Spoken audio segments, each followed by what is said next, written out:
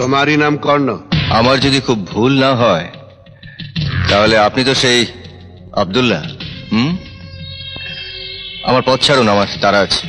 দাঁড়াও, রমেশকে ভেবে মেরেছ কেন? যাকে রমেশ মেরেছে তাকে দেখলে আপনি এই প্রশ্ন করতেন না। আমি কিন্তু এখন আমার প্রশ্নের উত্তর পাইনি। আমি কোনো অজুহাত শুনতে চাই না, আমি আমার প্রশ্নের উত্তর জানতে চাই।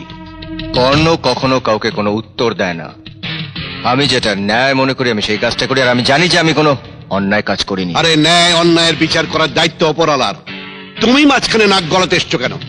চোখের সামনে কোনো অন্যায় দেখলে আমার নাকটা এমনিতে লম্বা হয়ে যায়, আর কর্ণ কখনো কোনো অন্যায় অত্যাচার সহ্য করে না।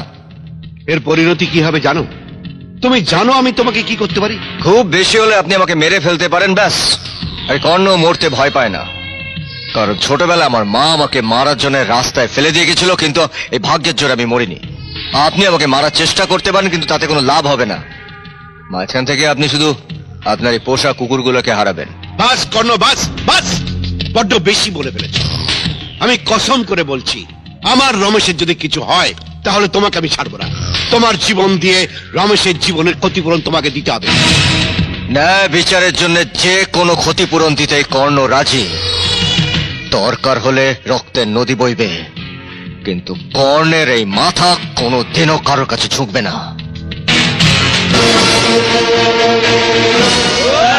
এই রাখ।